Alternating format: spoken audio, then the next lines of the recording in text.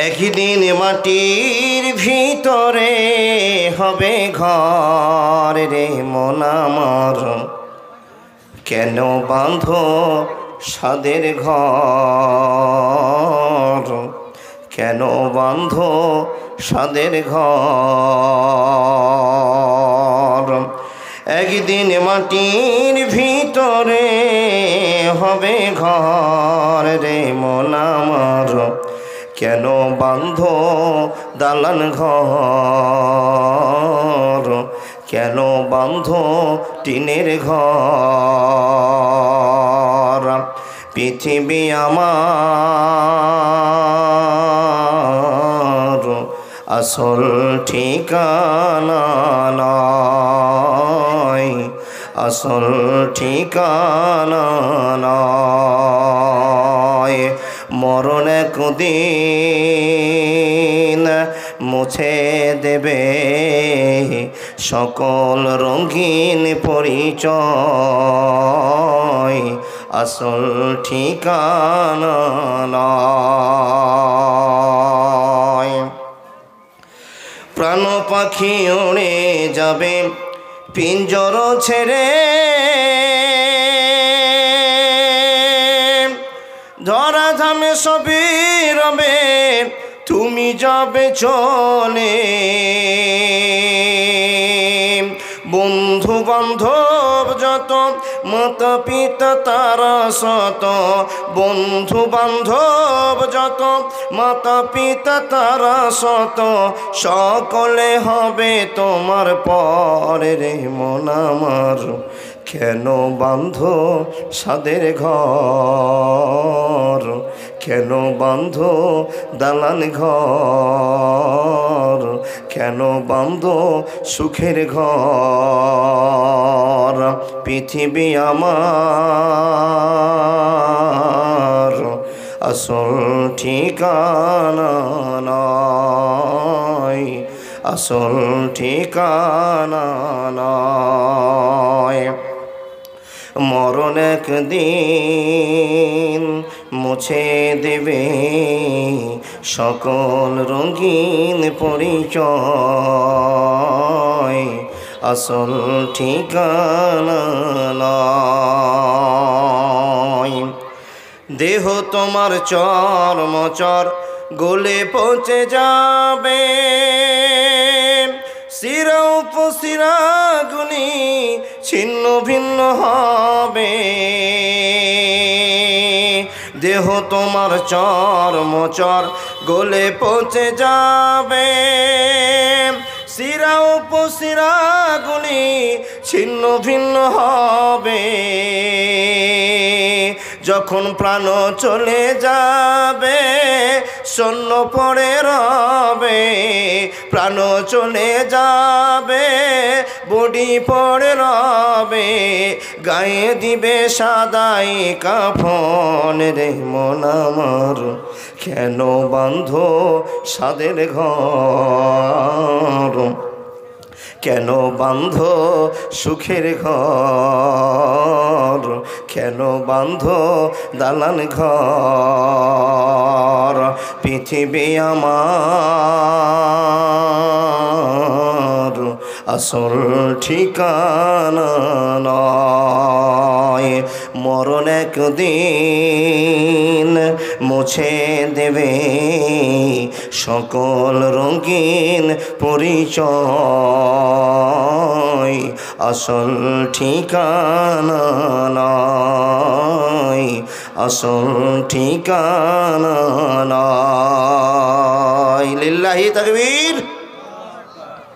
বুঝতে পারেননি নাকি আওয়াজটা বাপ? একবার ভালোবাসার সাথে বলুন না লিল্লাহি তাকবীর। আওয়াজ এখনো হয়নি।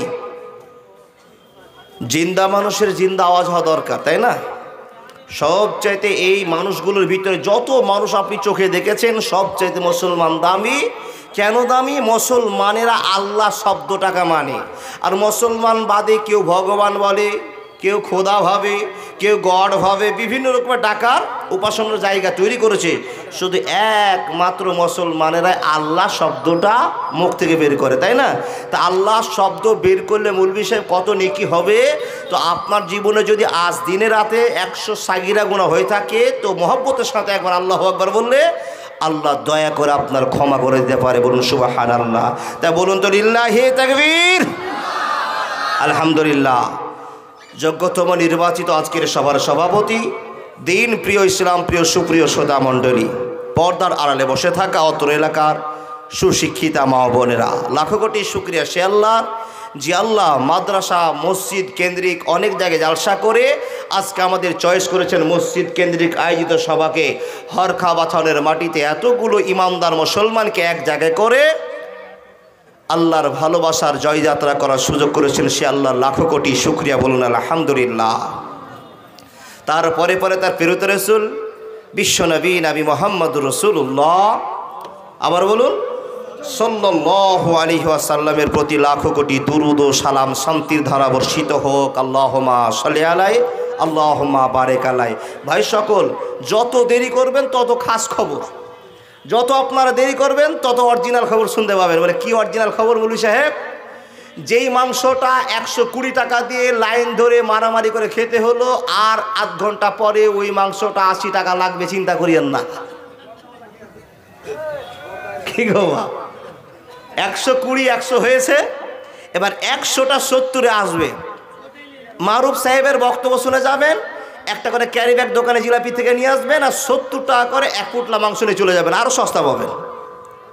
জি, ভালো খবর শুনেছেন। আমি একটা টাটকা খবর দিলাম, কমিটির লোকের কথা শুনে মাথা খারাপ হয়ে গেল। বাবা, আপনারা 7 কুইন্টাল মাংস না 7টা গরু গো, 7টা গরু, তো 7 দুগুণ 14 কুইন্টাল মাংস।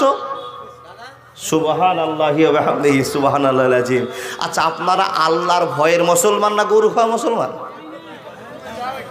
এত গরু এখনই জীবন নিলেন, আল্লাহু আকবার। সত্যি গো বাপ। আর কমিটির লোক জানে জালসা হচ্ছে, একটা হলো ওয়াজ শোনা জালসা, আর একটা হলো গরু খাওয়া জালসা।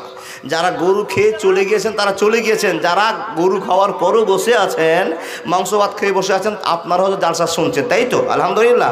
শেষ পর্যন্ত শুনবেন তো? কতক্ষণ শুনবেন? আমি তো একটু টেনা বাঁকা বক্তা, যে বক্তাটা আসছে আলহামদুলিল্লাহ কলকাতা থেকে এসছেন, দেখে আসলাম উনি তো 3 ঘন্টা ছাড়া নামবেন না। মনে হয় ফজরের আজান এই স্টেজেই হবে। আপনারা রাজি তো? কে কে ফজর পর্যন্ত থাকবেন দেখান দেখি। সুবহানাল্লাহ। 2টা বক্তা কেউ থাকবেন না, আপনারা থাকিয়েন। আল্লাহু আকবার। এত টান আপনাদের। আচ্ছা বলুন তো, আমি যে এসছি জালসা করতে এবং উনি যে এসছেন জালসা করতে, ওনারা যদি আমি যদি আমার পরিবারের একটা গল্প ধরে নিত, শুনবেন? শুনবেন? ওই চাচা বলে হ্যাঁ শুনবো। তো আমার বউটা এরকম মোটা, এরকম তাগড়া জোয়ান, ছেলে 3টা হয়েছে, ক্যাট ক্যাট হয়েছে, এগুলো যদি আমি গল্প শুরু করে শুনবেন? ইন্নালিল্লাহ। তাহলে শুনবেন কার কথা? কোরআন হাদিসের কথা। কোরআন হাদিস শুনে কি হবে? ঈমান বাড়বে। ঈমান বাড়িয়ে কি হবে? জান্নাতে যাব। শেষ কথা জান্নাত, শেষ কথা জান্নাত। চাই চাই চাই, কিন্তু চাইলে কি জান্নাত পাওয়া যাবে? চাইলে পাওয়া যাবে?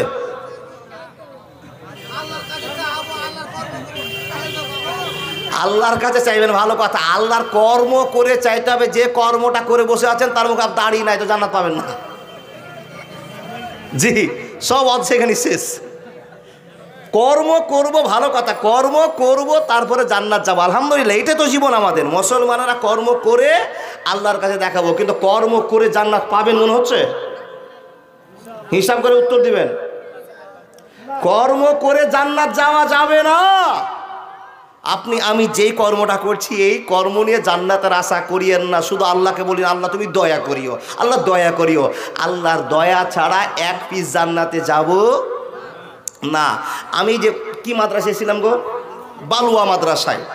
আমি এই জান্নাত সম্পর্কে বলেছিলাম, কিন্তু জান্নাতে কত আনন্দ হচ্ছে সেই সম্পর্কে বলেছিলাম। আমার সভাপতি সাহেব আমাকে ঘরে গিয়ে বলেছিলেন, ভাই যা করেছেন আজকে একটা বিষয় লাগান। তো কী বিষয় গো? বলে জান্নাত সম্পর্কে আপনি বলতে হবে। ইনশাআল্লাহ জান্নাত সম্পর্কে বলবো। তো জান্নাত যাবে কারা? মুসলমানেরা। আমরা মুসলমান, তাই তো? আমরা সবাই অরিজিনাল মুসলমান। আরেকবার হাত দেখান, অরিজিনাল কে কে?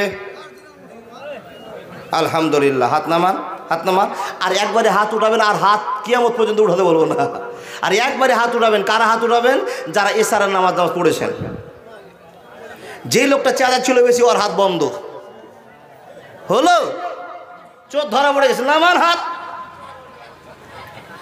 জান্নাত নিব। জান্নাত, জান্নাত কি মামুর বাড়ি নাকি? জান্নাত চাইলেই পাওয়া যাবে? জান্নাত পেতে হলে আল্লাহর ভয় অন্তরে রাখতে হবে। আচ্ছা, জান্নাত শুধু একমাত্র এক শ্রেণীর মানুষ পাবে, তারা কারা জানেন? মুমিন। তো এতগুলো মানুষ যারা আছি আমরা বসে, আমরা মুমিন তো?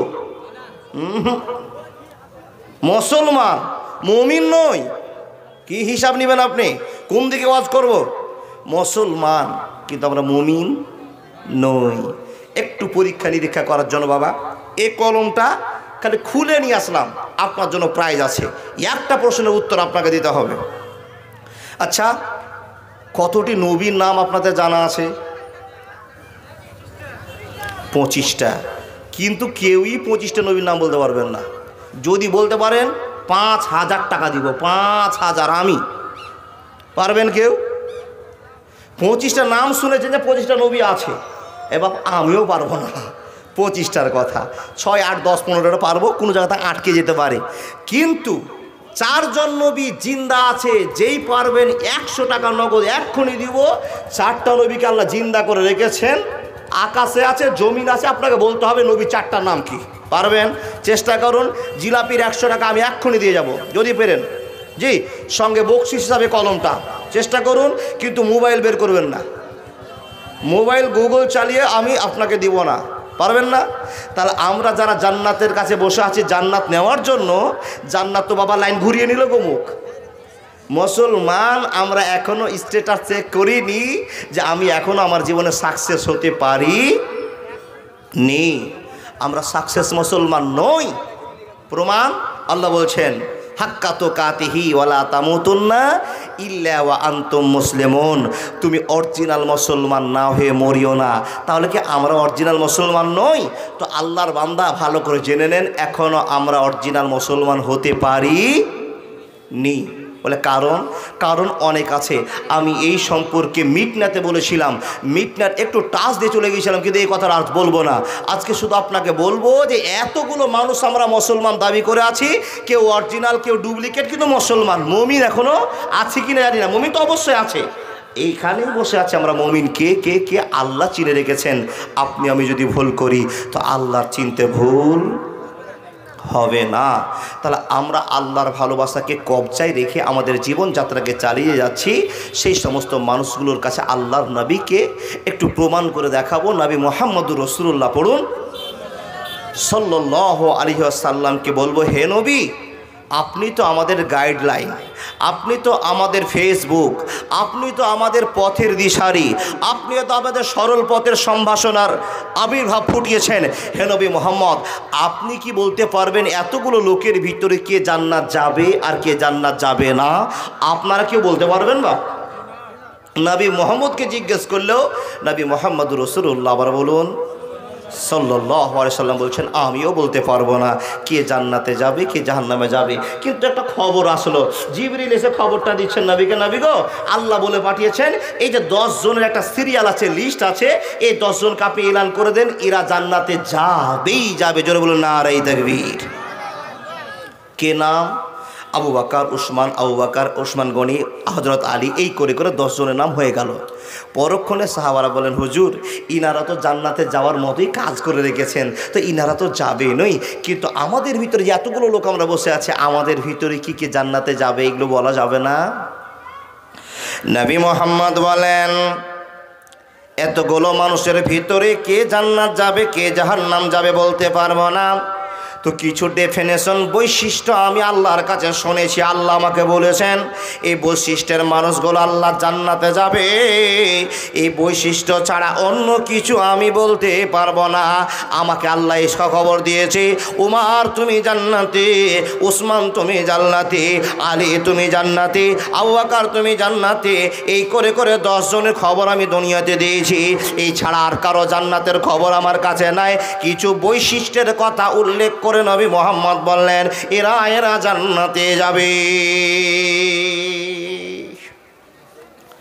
নবীকে প্রশ্ন করা হলো, ইয়া রাসূলুল্লাহ, জান্নাত যাওয়ার জন্য আমাদের যথেষ্ট আমলের কি আছে? তো নবী একটা লিস্ট ধরিয়ে বলছেন, সর্বশেষ আপনাকে লিস্টটা জানিয়ে দেওয়া হলো, যারা আল্লাহর ভয় করে দুনিয়ায় চলবে, যারা আল্লাহর ভয়ে প্রতিক্ষণে নিঃশ্বাস ফেলবে, এদের ঠিকানা হয়ে যাবে আল্লাহর জান্নাতের জায়গাতে। এবার চলুন বলুন না সুবহানাল্লাহ। বন্ধুরে আমার, এক এক করে বলতে আরম্ভ করলাম, হে আল্লাহর নবী আপনি বলে দিন কোন কোন লোকেরা জান্নাতে যাবে, একটু আলোচনা করুন।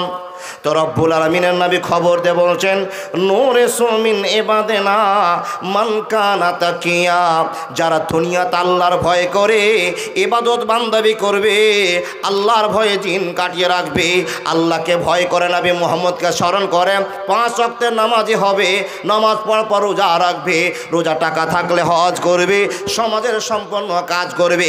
The foundation of Islam is best on 5 characteristics. আমি আল্লাহর নবী যে সমস্ত সিস্টেমগুলো আল্লাহর পক্ষ থেকে মানুষকে জানিয়ে দিয়েছি, এই 5টা সিস্টেমের মধ্যে জীবনযাপন করবে, এদের ঠিকানা আল্লাহ বলছেন নূরে সুমিন ইবাদিনা মান কানা তাকিয়া। এদের পরেশগারিতা, ভদ্রতা, নম্রতা প্রমাণ করে দিবি, এরা এরা আল্লাহ জান্নাতে নায়ক নায়িকা হবে। ইয়া রাসূলুল্লাহ, আপনার মুখ থেকে একটু প্রচার করে বলে দিন, লাখো লাখো মানুষ আমরা বসে আছি, এই লোকগুলোর ভিতরে কে জান্নাতে যাবে, কে জাহান্নামে যাবে? তো নবীজি বলছেন না না, কে জান্নাতে যাবে কে জাহান্নামে যাবে আমার বলার এখতিয়ার নাই।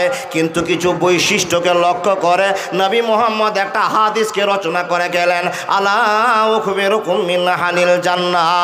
আল্লাহ নবী বলছেন, সাহাবা দলেরা, আমি নবী কি তোমাদেরকে তোমাদের আবেদনের পিছনে এই কথাটা বলে যাব না কোন কোন লোকেদের বৈশিষ্ট্য দেখে জান্নাতের ফয়সালা হবে?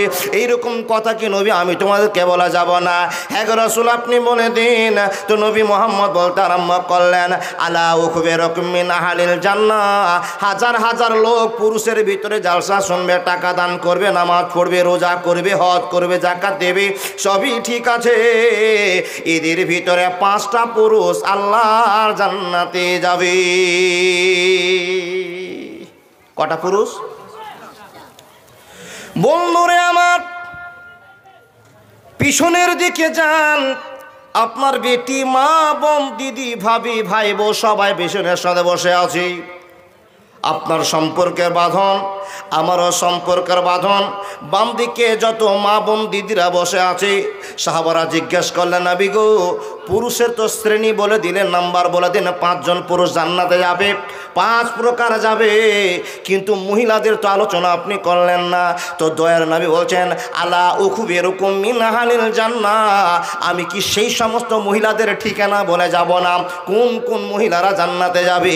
তো বন্ধুরে আমার শুনে নিন, লাখ লাখ হাজার হাজার মা বোনের ভিতরে নবী 4টা মেয়েকে বের করে বলছেন, এই 4 প্রকার মহিলারা আল্লাহর জান্নাতে যাবে। পুরুষদের বললাম 5 জন, মেয়েদের বললাম 4 জন। এই 4 আর 5কে নিয়ে টোটাল আলোচনা হবে। বন্ধুরে বাইরের কথা হবে না, নবেল নাটকের কথা হবে না, গল্প হবে না, প্রয়োজন মোতাবেক আপনাকে কথা হবে। হে মানুষের দল, এখান থেকে বোঝা নিতে হবে নূরে সুমিন ইবাদিনা মান কানা তাকিয়া। যারা আল্লাহর ভয়ে 5 প্রকার পুরুষ এখানে বসে আছে, যে সমস্ত মা বোন দিদিরা 4 প্রকার বসে আছে, আজকে বাছাই করে তুলে নিব। এতগুলো মানুষের ভিতরে 5টা লোককে পাওয়া যাবে কিনা জানি না। যদি আপনি হাত দেখাতে পারেন খুশি হয়ে আপনাকে স্টেজে ডাকবো, আর স্টেজে ডাকার পর 5,000 টাকা আপনার কাছে দান নিব, যে আল্লাহ আপনাকে জান্নাতি বলে চিহ্নিত করেছে। আপনি হাত দেখাতে পেরেছেন, এই লোককে খুঁজে বের করব। এখন এতগুলো লোকের ভিতরে চেক শুরু করে দিলেন। নবী মুহাম্মদ বলছেন, শোনে না, আল্লাহ উখবিরুকুম মিন আহলিল জান্নাহ, লাখো লাখো লোকের ভিতরে 1 নম্বর লোকটা যে জান্নাতে যাবে, 5টা পুরুষের ভিতরে যে ছেলেটা 1 নম্বরে জান্নাতে যাবে, ওর ঠিকানাটা নবী গো আপনি বলে দেন, ওর বৈশিষ্ট্য বলে দেন, ডেফিনেশন বলে দেন। তো নবী মুহাম্মদ বলছেন, নবীও ফিল জান্নাহ,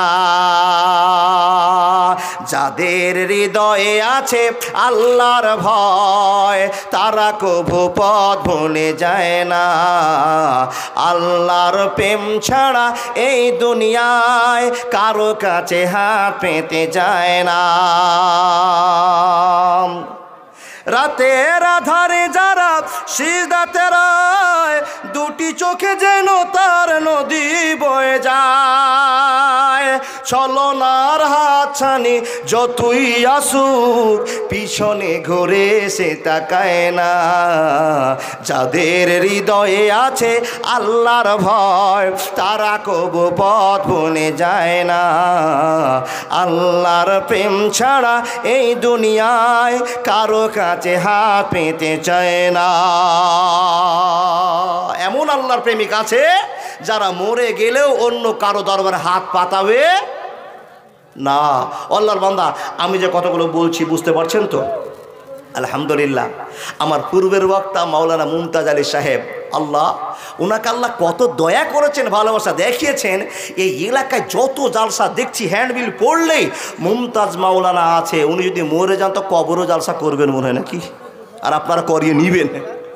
আল্লাহু আকবার, এই তো টান। আর আপনাদের এলাকাতে এরকম একজন বিজ্ঞ নম্র ভদ্র মানুষ আছে, বুঝে নিতে হবে জান্নাতি লেভেলের মানুষ। ওনার বক্তব্যটা খুব সুন্দর মিষ্টি আকারে বোঝাতে পারেন, কিন্তু বাবা চ্যাংড়া মানুষ তো আমরা, পাওয়ার যদি বেড়ে যায় তো চললো এবার বন্দে ভারত, আর কমাতে পারছি না। জি, চ্যাংড়া মানুষের পাওয়ার যদি বেড়ে যায় তো কমা যাবে শর্ট করে? আচ্ছা বলুন ঠিক করে, আমার কথা বুঝতে পারছেন তো? আলহামদুলিল্লাহ। বুঝলে জালসা, না বুঝলে জালসা নয়। তাহলে এতগুলো লোকের ভিতরে 1 নম্বরে যারা জান্নাতে যাবে, যেই সমস্ত লোকটা, সেই লোকের ডেফিনেশন, বৈশিষ্ট্য নবীজি বলছেন, নবীও ফিল জান্নাহ, নবীরা 1 বাক্যে 1 নম্বরে জান্নাতে যাবেন। আপনি প্রশ্ন করবেন, মাওলানা এটা তো আমরা যুগ যুগ ধরে শুনে আসছি যে নবী মোহাম্মদ রসুল্লাহ থেকে শুরু করে আদম নবী পর্যন্ত সব নাসুর রসুলেরা জান্নাতে যাবেনই যাবেন, এটা তো আমাদের জানা ছিল। তো আপনি বলুন, এতগুলো মানুষের ভিতরে আমরা সেই সিরিয়ালটা পাবো কিনা, সেই দলভুক্ত হব কিনা? তো নবীজি বলছেন, হ্যাঁ পাবে, কিন্তু সেই নবীজির অনুসারী হয়ে অনুসরণ করে অনুকরণ করে দুনিয়াতে চলতে হবে। অনুসরণ আর অনুকরণটা কি একবার আপনি দেখে নেন। নবীদের চলতি জীবনে, ও বাপ, নবীদের চলতি জীবনে যদি ভুল হয়ে যায় তো নবী মোহাম্মদ রসুল্লাহ পড়ুন সাল্লাল্লাহু আলাইহি ওয়াসাল্লাম থেকে শুরু করে আগের প্রথম নবী, সব প্রথম নবীর নাম কি?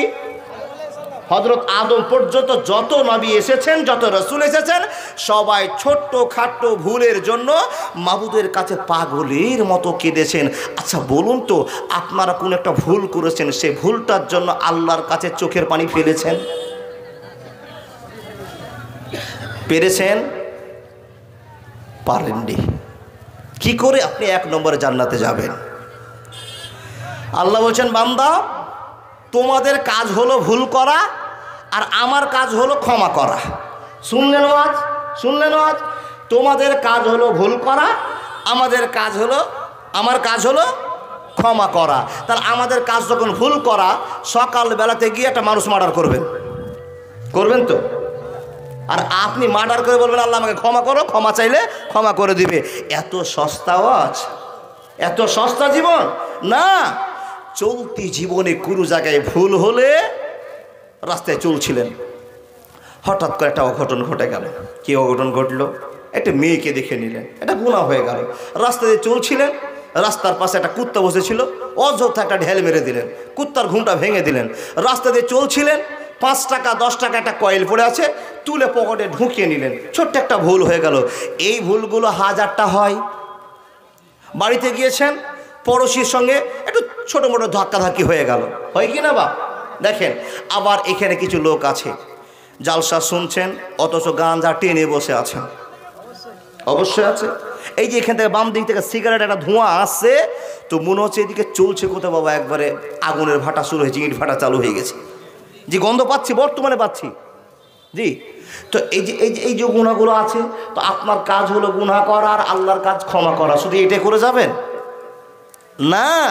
ভুল ব্যাখ্যা নিয়ে না, ভুল হয়ে যাচ্ছে আপনার জীবনে, বলে কি করতে হবে?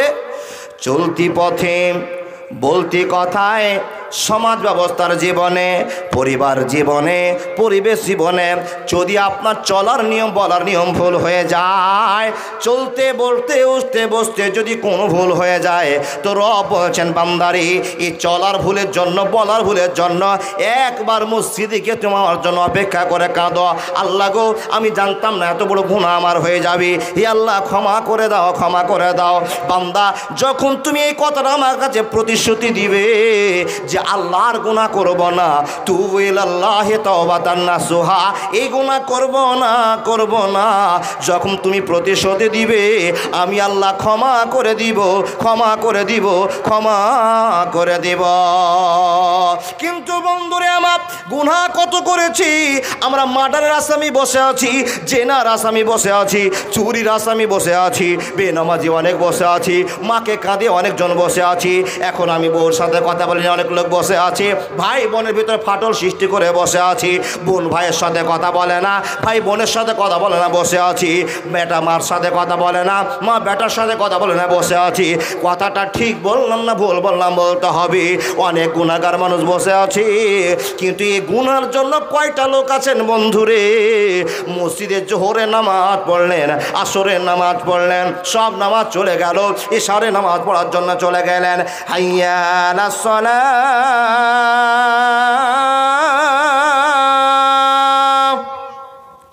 হাইয়া আলাল ফালাহ,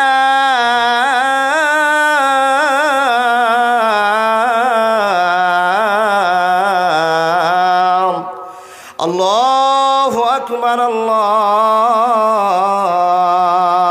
আকবার, লা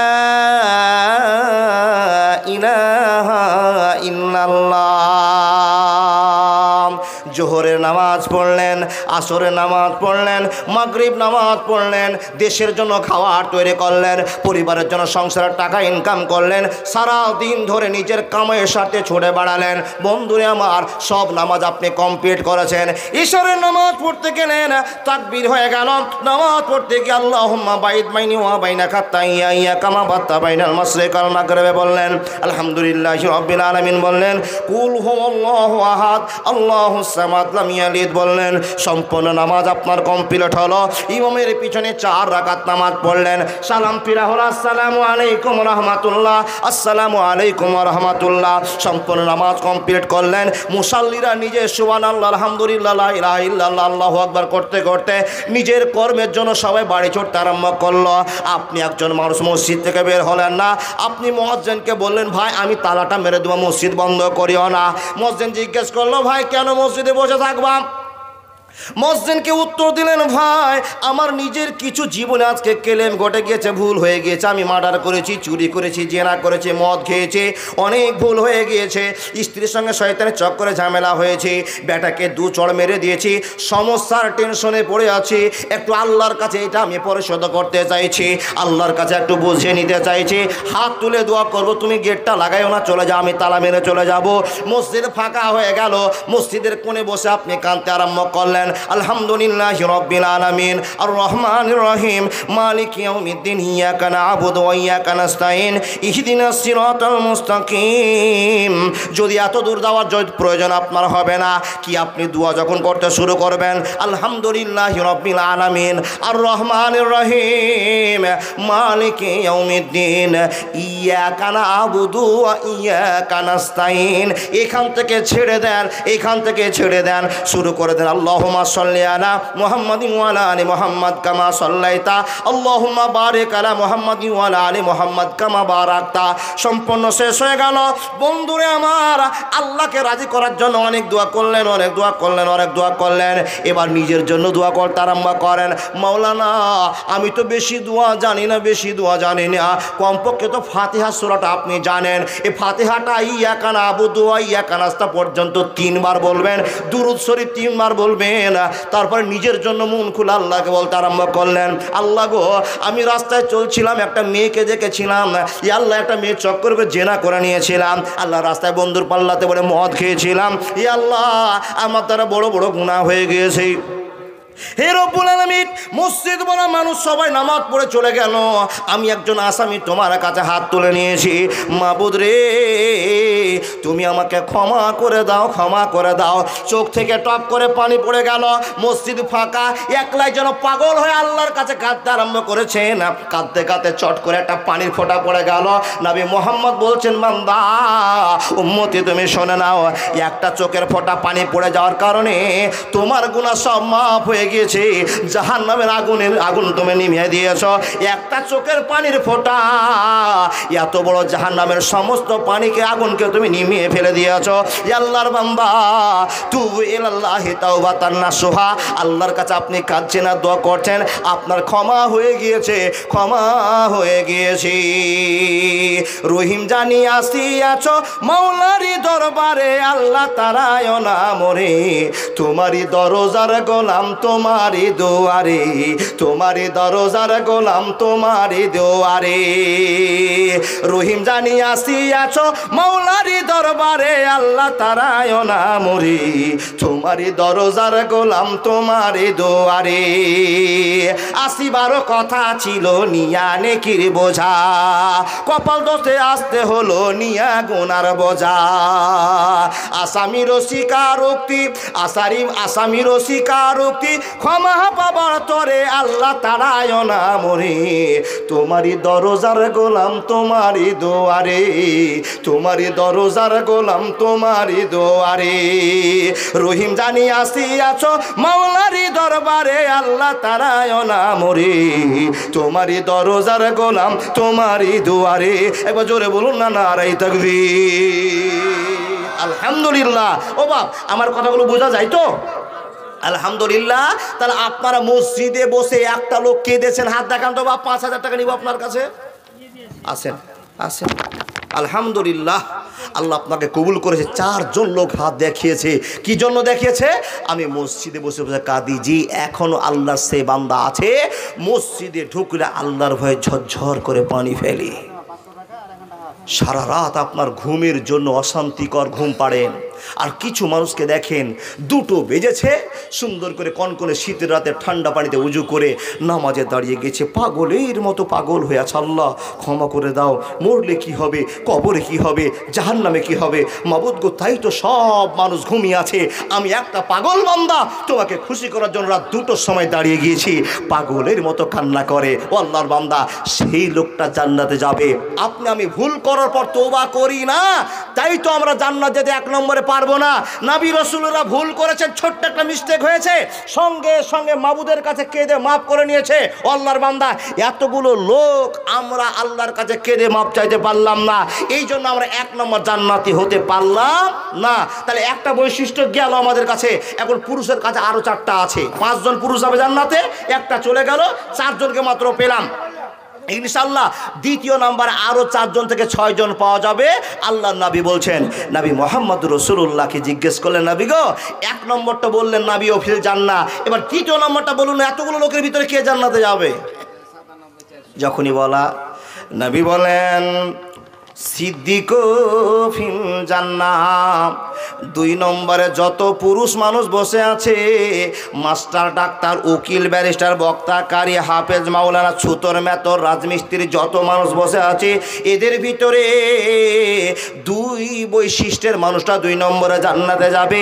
ইয়া রাসূলুল্লাহ, ওটাকে, ওই লোকগুলো কারা, ওই লোকগুলো কোনগুলো? তো নবী মুহাম্মদ বলছেন সিদ্দিক ফিল জান্নাহ।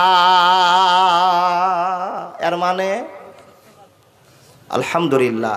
সিদ্দিক মানে সত্যবাদী, সত্যবাদীরা 2 নম্বরে জান্নাতে যাবে। একটা সত্যবাদী লোক এবার বের করে দেখান যে আমি সত্যবাদী মাওলানা। একবার চোখটা বন্ধ করেন তো, হরকার এই মাথা থেকে ওই মাথা যান, হরিশ্চন্দ্রপুরে ডানে ভাবে তাকিয়ে দেখুন তো সত্যবাদী কেউ লোক আছে? যেই লোকটা সর্বদা টনটনে কথা বলে, তার আগে পিছে ভাবনার দরকার নেই, শুধু আল্লাহর ভয়ে, কোনো মিস্টেক নাই, নিজে নামাজি, পরিবার সবাই নামাজি, বেটা ভাতিয়া ভাগনা ভাতিয়া সকলেই ইমানের সাথে দিন কাটায়, এমন একটা আদর্শ ফ্যামিলি বের করুন তো, আছে নাকি? এখন একটা কথা বলবেন না,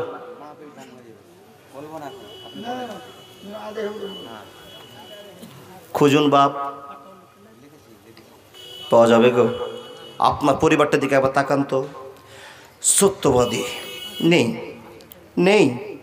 গোটা অঞ্চল শেষ করে দেবেন, সত্যবাদী খুঁজে পাওয়া যাবে না। কিন্তু কোন জায়গায় আছে কে বলতেও পারবেন না। হতে পারে আপনার বাড়িতেই আছে সত্যবাদী ছেলে, সত্যবাদী স্ত্রী, সত্যবাদী বেটি, আল্লাহর কাছে চয়েসফুল হয়েছে, আপনি আমি সেটা জানছি না। নাবিজি বলছেন 2 নম্বরে সেই লোকটা জান্নাতে যাবে যারা সর্বদা সত্য কথা বলে জীবন যাপন করে। এরকম লোক পাওয়া খুবই কষ্টকর। দেখুন তাকে সমাজের দিকে, অনেক বক্তা আছে 2 নম্বর, অনেক হাদিস সাহেব আছে 2 নম্বর, অনেক মাস্টার আছে 2 নম্বর। 2 নম্বর কাকে বলে বাপ? নিজে আমি বক্তা সাহেব, আমি খুব নামাজি, আমার স্ত্রী খুব নামাজি, তাকিয়ে দেখেন আমার ছেলে মেয়ে একটা নামাজ পড়ে না।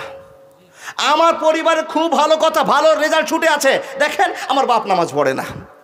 হয় কি না? তো আপনি সত্যবাদী কি করে হলেন? জি, আপনার স্ত্রীর সঙ্গে আপনার ছোট ভাইয়ের বউয়ের ঝগড়া চলছে, আপনার স্ত্রী বেশি দোষ করেছে, তারপরও আপনি আপনার স্ত্রীকে থামাতে না পেরে ভাই বউকে আপনি থামাতে যাচ্ছেন, এই তুই মুখ বন্ধ কর, তোর বেশি কথা হয়ে যাচ্ছে। আচ্ছা, আপনাকে সত্যবাদী বলা হবে?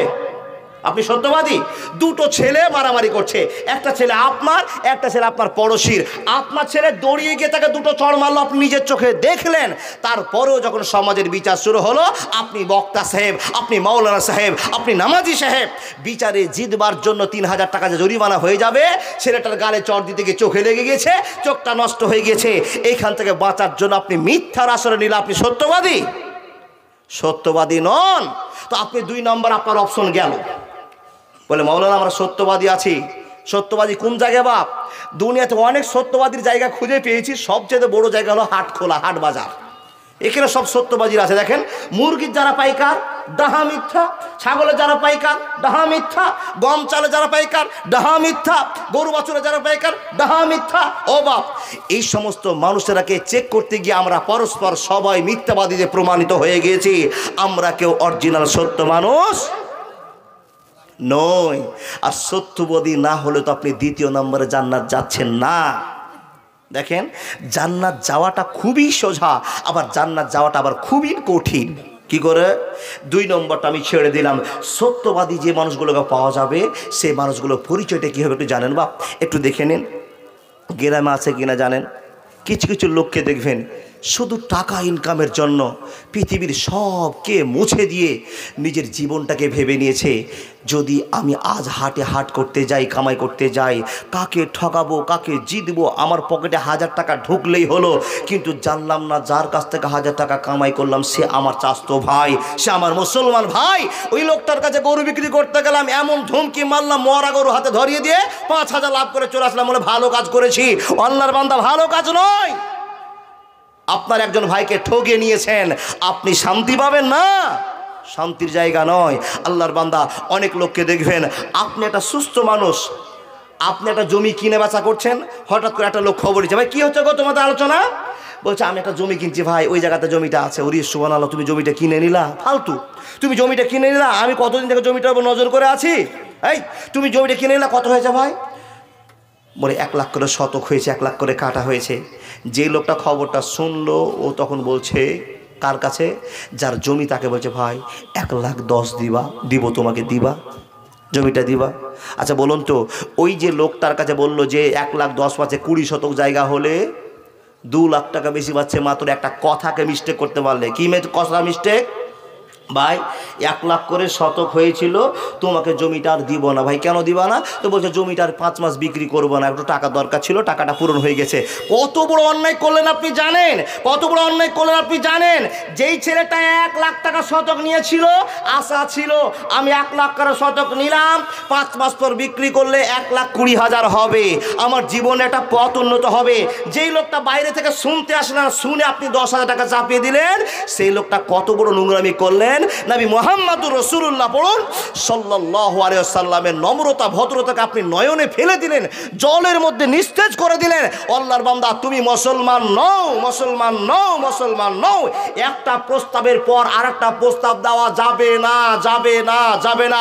এমনকি আপনি একটা গ্রামের মেয়েকে দেখতে গিয়েছেন, বউ দেখতে গিয়েছেন, তো মেয়েটার সঙ্গে কথাবার্তা চলছে, এবার হঠাৎ করে খবর পেয়েছেন যে ওই মাস্টারের বেটিটার বিয়ে হয়ে যাচ্ছে। তার আমারও তো একটা ভালো ছেলে আছে রে, যাই। কে খবর নিয়েছে? বলে ওরকম মুমতাজ মাওলানা ছেলের সঙ্গে ওই মাস্টারের বেটির বিয়ে হবে।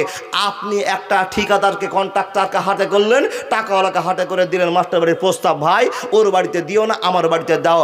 নবী মুহাম্মদুর রাসূলুল্লাহ পড়ুন সাল্লাল্লাহু আলাইহি ওয়াসাল্লাম বলছেন, তোমার জীবন শেষ, তোমার জীবন শেষ, তোমার জীবন শেষ। তুমি মুসলিম উম্মাহকে ধোঁকা দিয়েছ। সত্যবাদী পাওয়া যাবে?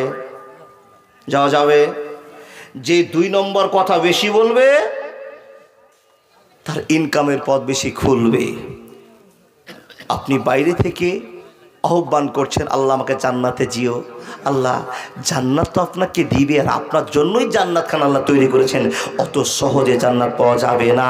নূরে সুমিন ইবাদিনা মান কানা তাকিয়া, আপনার নম্রতা, আপনার ভদ্রতা, আপনার শালীনতা, আপনার মার্জিতা যতক্ষণ প্রমাণ না হবে যে আপনি একজন আল্লাহর ভয় কানেওয়ালা লোক, ততক্ষণ পর্যন্ত জান্নাত যাবেন না। 3 নম্বর বলেনি, ঘড়ির টাইম দেখি বাবা, না তো আপনাকে বলতে হবে ফের কোন দিকে যেতে হবে। ওরে সুবহানাল্লাহ, ইন্না লিল্লাহি ওয়া ইন্না ইলাইহি রাজিউন। আমার তো 10টার সময় পকেট মারার কথা ছিল, তো 10:30 তো হয়েই গেল, আরো 8 ঘন্টা চলবে। তো আপনার তারা ঝরঝর করে টাকা গেল, তখন দিয়ে দিবেন তো?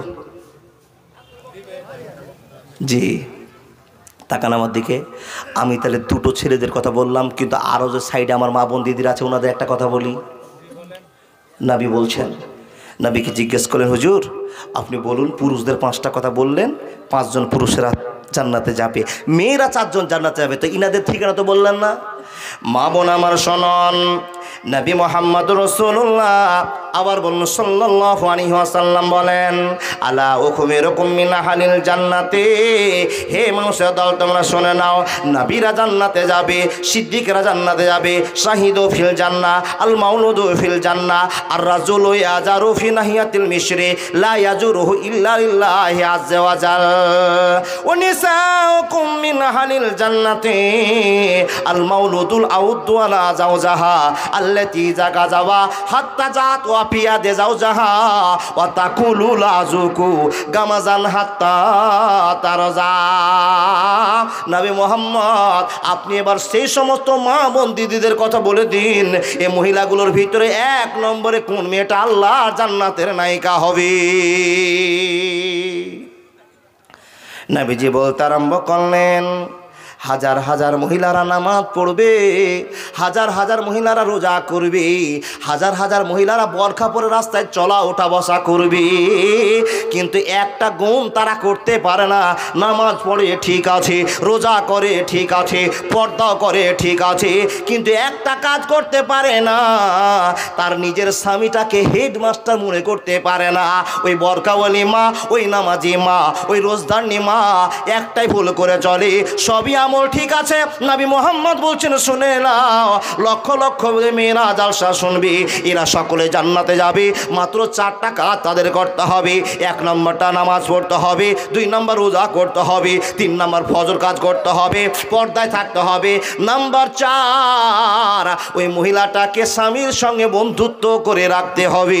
আর নবী এখানে 1 নম্বর মহিলাটার টার্গেট করে বলছেন, লাখ লাখ মহিলারা চলে থেকে থাকে, অসুবিধা নাই, তা জালসা শুনুক গে, কিন্তু বন্ধুরে আমার, নবী মোহাম্মদ বলছেন যে মেয়েটা স্বামীর সঙ্গে বেশি বন্ধুত্ব রাখতে পারে, স্বামীর সঙ্গে মিল রেখেছে, সব সময় আনন্দদায়ক কথা বলে, কথা নেয়, স্বামীকে ভালোবাসা দিয়ে পাগল করে রেখেছে, নবী মোহাম্মদ বলছেন শুনে নাও, ওই মহিলাটা 1 নম্বরে আল্লাহর জান্নাতে যাবে। আছে না?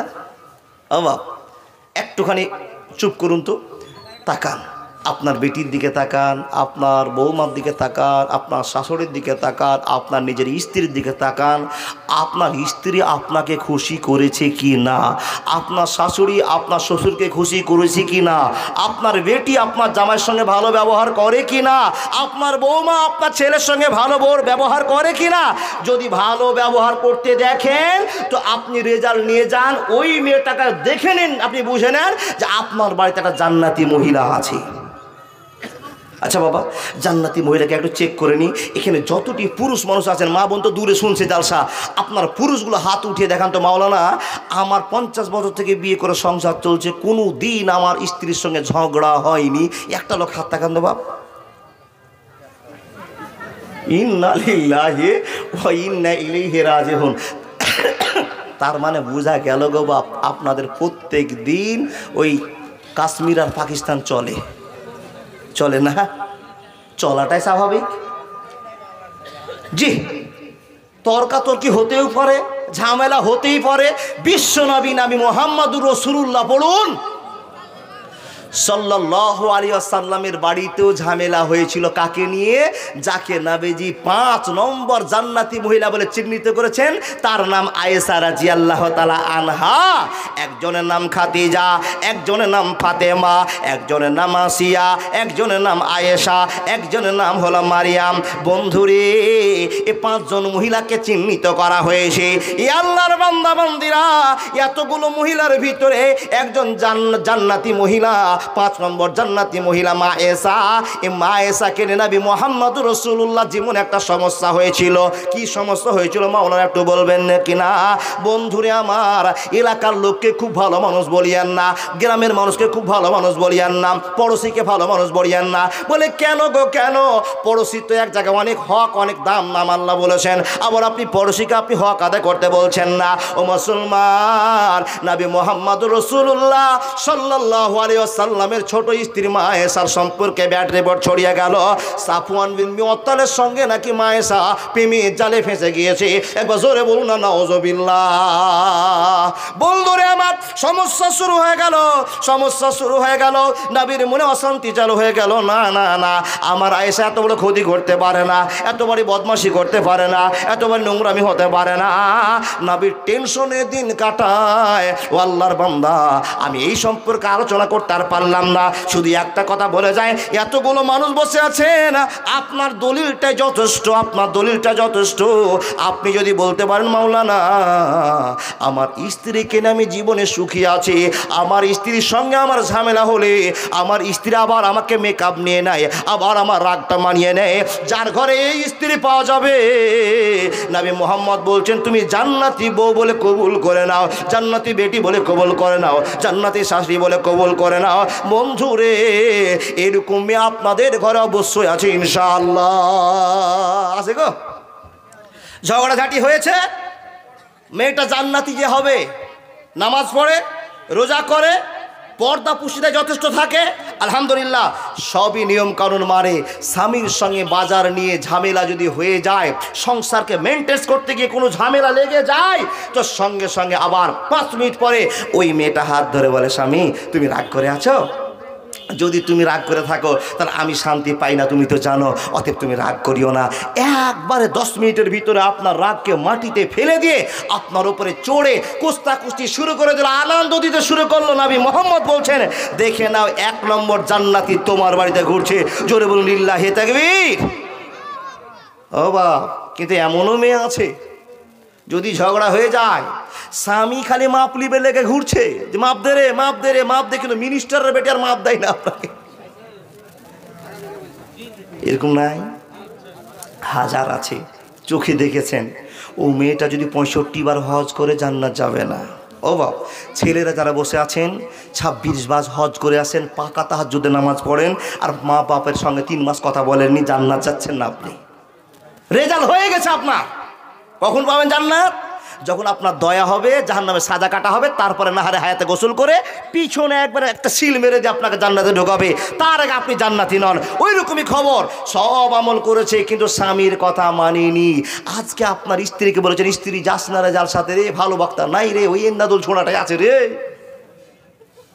কি ও শুনবি রে? আর আব্দুল হাইল মারুফ কি বলবে না বলবে, যতটি কথা বলবে তোরা তো শুনবি না, করে বাদামকে চলে যাস না রে, যাস না রে।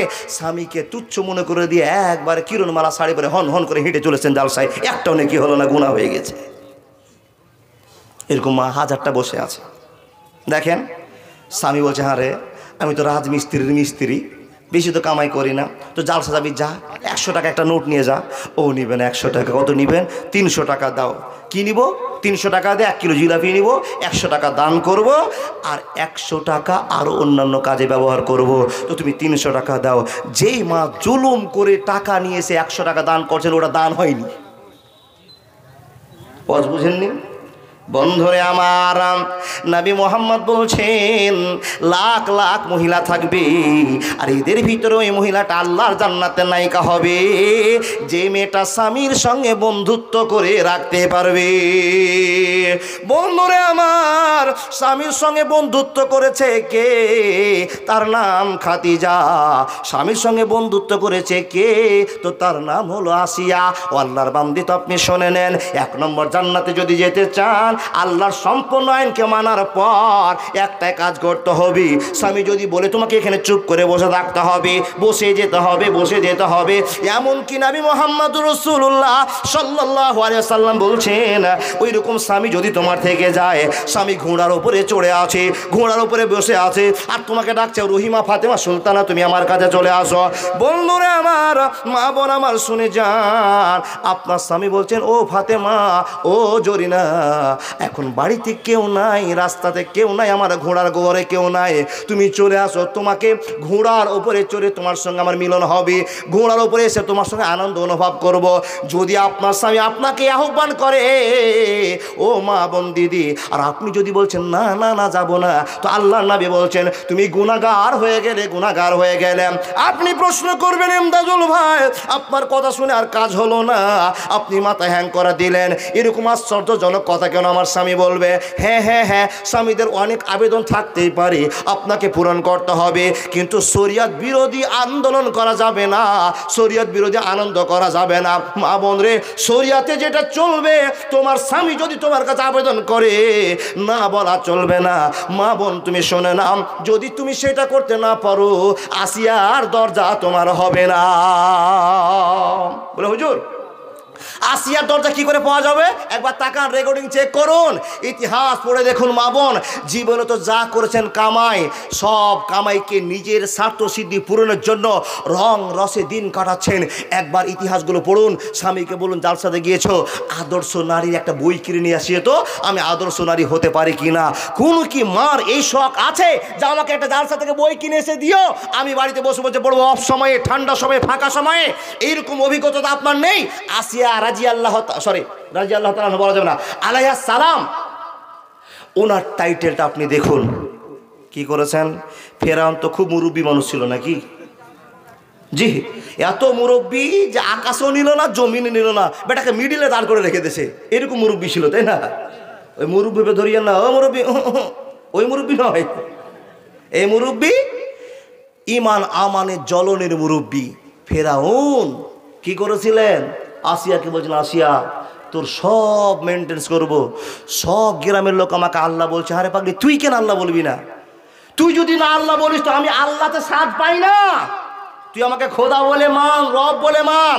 আসিয়ার একটা কথা, তুমি আমার স্বামী, রব হতে পারো না।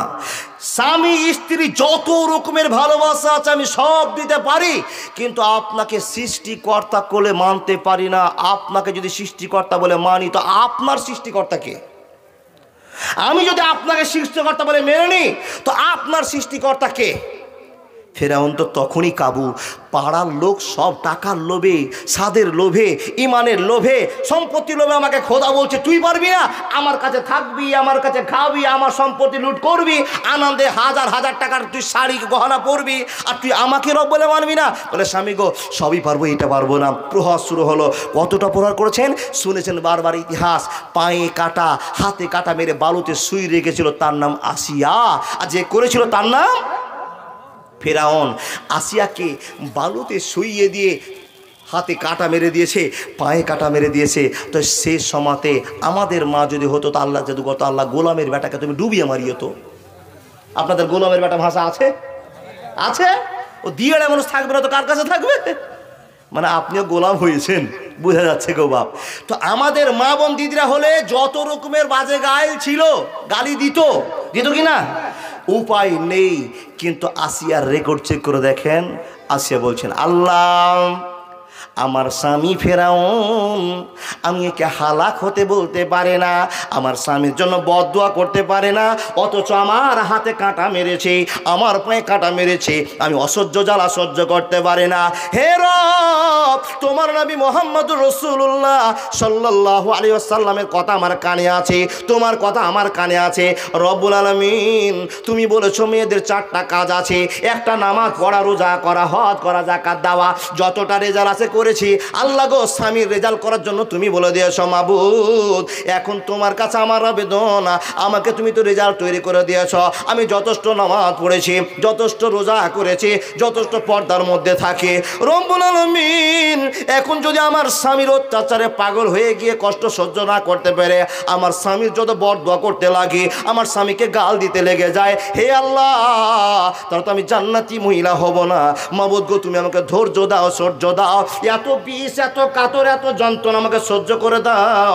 আল্লাহ গো তুমি আমাকে তোমার জান্নাতি ঘরখানে একবার দেখিয়ে দাও। একবার জোরে বলুন না লিল্লাহি তাকবীর।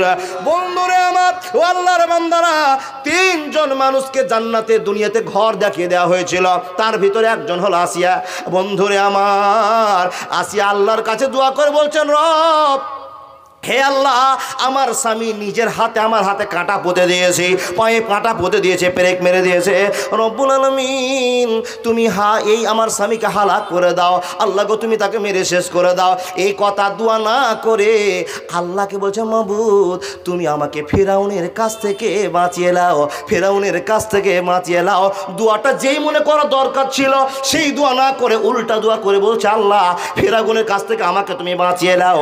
মাবুদ গো তুমি একমাত্র বাঁচানোর মালিক, আমি সহ্য করতে পারি না। আল্লাহকে সহ্য করতে না পেরে যদি একটা গালি বেরিয়ে যায়, একটা যদি অঘটনের কথা বলে দিই, আমার স্বামীকে আল্লাহ তুমি হালাক করে দাও, এই কথা বলে দিত আমি গুনাহগার হয়ে যাব। হে রব তুমি আমাকে ফেরাউনের কাছ থেকে বাঁচিয়ে নাও। মা বোন তুমি কি এইখানটার কথা শুনেছ? এই গল্পটা কোনোদিন আপনি পড়েছেন?